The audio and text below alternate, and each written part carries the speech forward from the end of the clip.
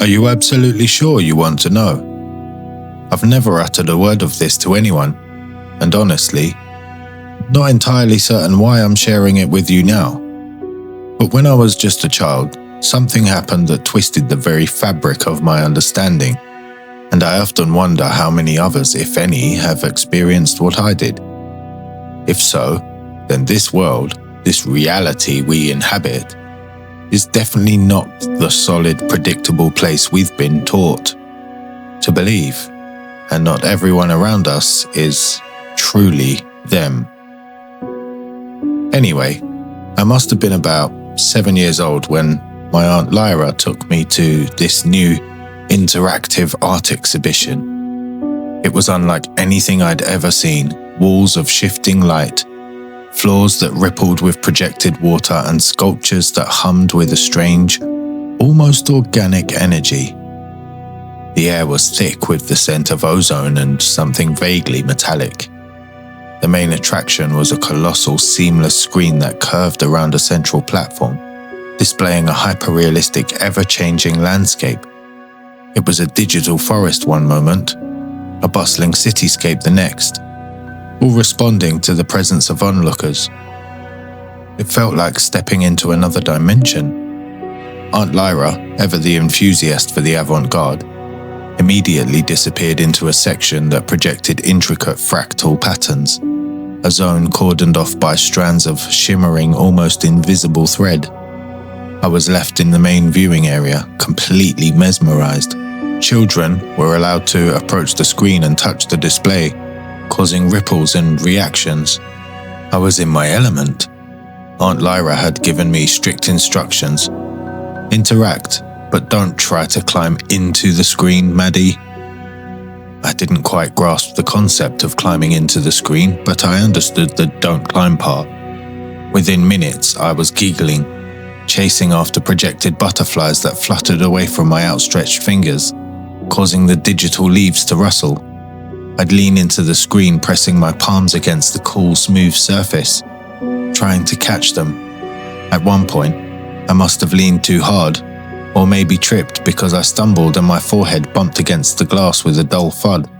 It wasn't loud, but the sudden noise made a nearby exhibit attendant, a stern-faced woman with a severe bun, turn sharply and glare. I didn't know why. The screen seemed perfectly fine. The attendant strode over to me, her footsteps unusually heavy on the quiet floor. She knelt down, her expression unreadable. Nothing really happened, but when Aunt Lyra appeared from the fractal section, her eyes widened as if I'd just shattered a priceless vase. She didn't scold me, not in front of the attendant, but her grip on my arm was firm, almost painful. She just pulled me away from the screen, ushering me out of the exhibit without another word. Her usual cheerful demeanor replaced by a rigid silence. I thought it was a bit much, but being only 7, I just accepted it. On the way home, Aunt Lyra pulled over at a small, cluttered antique shop nestled between 2 modern storefronts. Dust motes danced in the single shaft of sunlight cutting through the window. An old man, with spectacles perched on his nose and a tweed vest, sat on a chair outside. He caught my eye as I stepped in, and a faint, knowing smile touched his lips. He beckoned me over, and I was a little hesitant, remembering Aunt Lyra's earlier reaction, but she just sighed, running a hand through her hair. "Go on, sweetie, just look. We need something to lift our spirits, don't we?" I approached cautiously. The shop smelled of old paper, polished wood, and something indefinable, like forgotten dreams. The old man, Mr. Silas, was very sweet. Told me to take as long as I needed. Most of the things in this shop were from his grandfather's collection, a lifetime of gathered curiosities. There were shelves packed with strange, wonderful things. Tiny carved wooden figures, intricate music boxes that still played faint, tinny tunes, compasses that pointed nowhere, and stacks of faded photographs. But tucked away behind a display of antique pocket watches, I noticed a small, ornate box. It was slightly ajar, and something within it shimmered faintly. I hurried over and almost gasped when I saw it. It was full of old, smooth glass slides, like the ones used in microscopes, but instead of scientific specimens, each one held a tiny, perfect image. Landscapes, faces, strange symbols, all miniature worlds captured in a glass. The next best thing to a digital exhibit. Each one was only a few pence.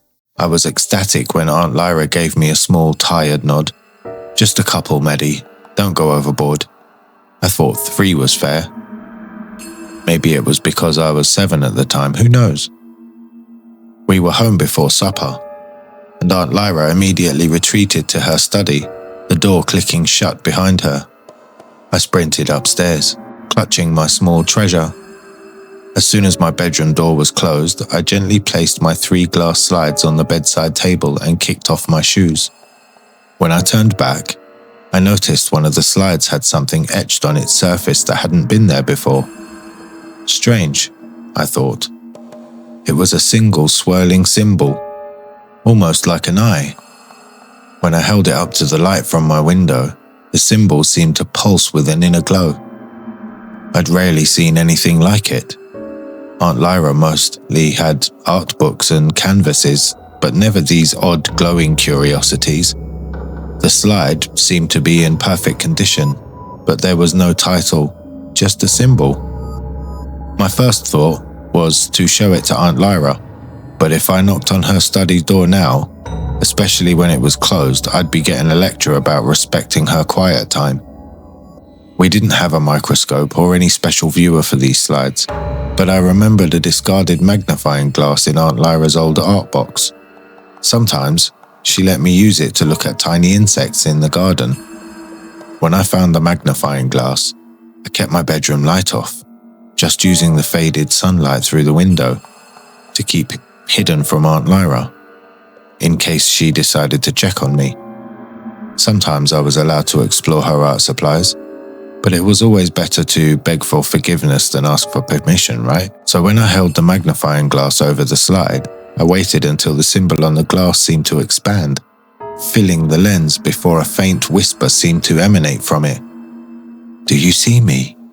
it seemed to say. So I focused closer. A new whisper. "What do you perceive?" An image began to form in the magnifying glass.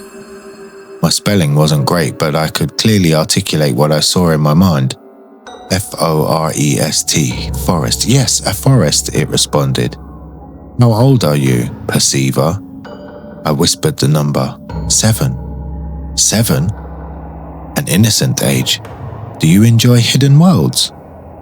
Hidden worlds? I remember thinking this was so cool a secret, I could never have uncovered anything better.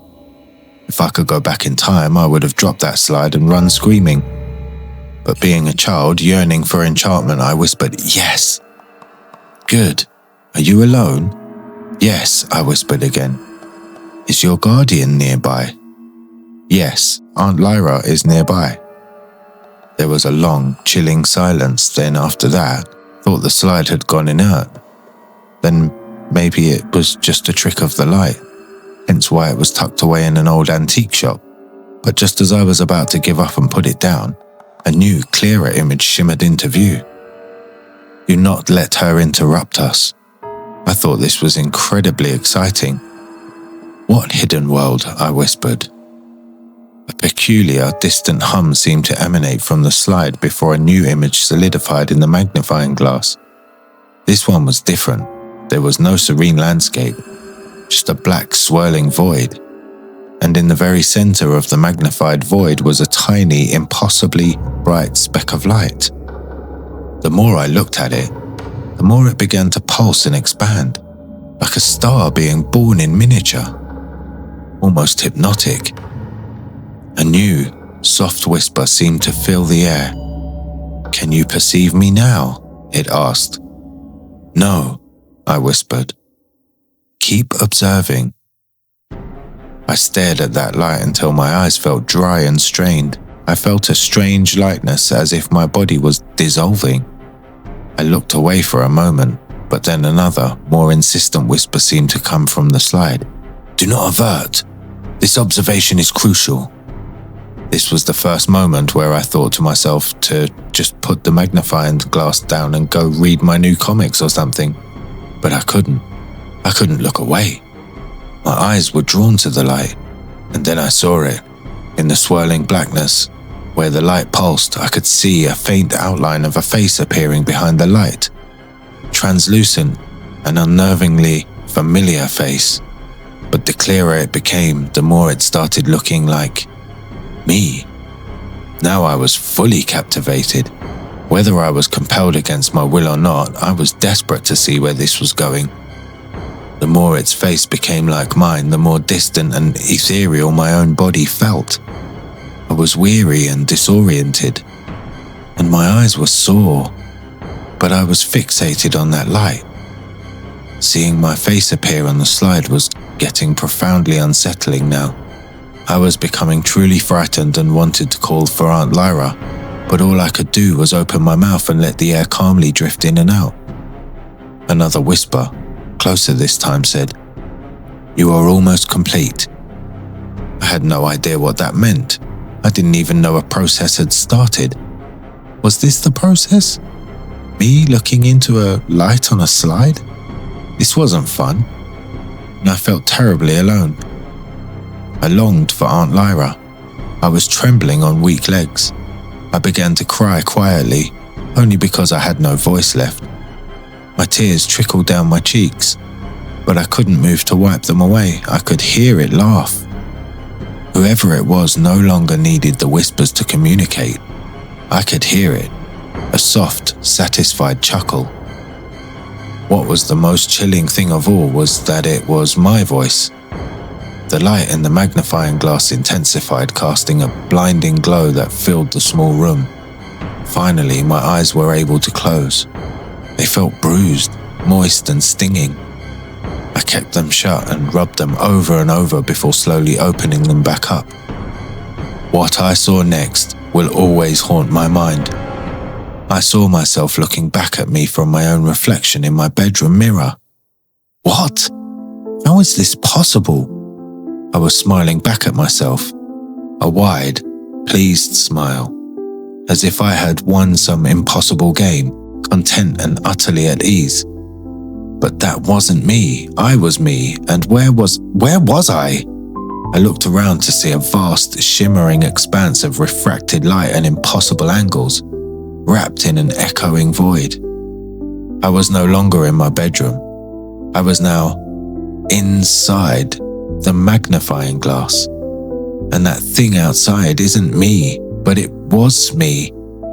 It was an echo, a perfect double. I'll never forget the serene, almost triumphant look it gave me in that moment before letting out a soft, contented sigh. Then I saw Aunt Lyra walk into the room and walk over to me. She reached out and ruffled my hair. Well, ruffled her hair, ruffled its hair. I screamed for my aunt, but it was useless. She couldn't hear, or maybe she did, because she came over to the bedside table and peered at me through the slide. I waved and cried for her, but she just turned to the imposter. "What are you looking at, sweetie?" she asked the fake me. "Oh, nothing," it said in my voice. "Just a pretty picture. I think I finally got it to glow." I couldn't believe it. What had just happened? My aunt turned her back to me. The real me. She shook her head, looking a little confused, and then without a second thought, she placed a magnifying glass on the table, face down, plunging me into complete darkness. I have been in this quiet, distorted world for almost 15 years now. I am just so glad you decided to listen to my story. Now, please, once again, do you see me?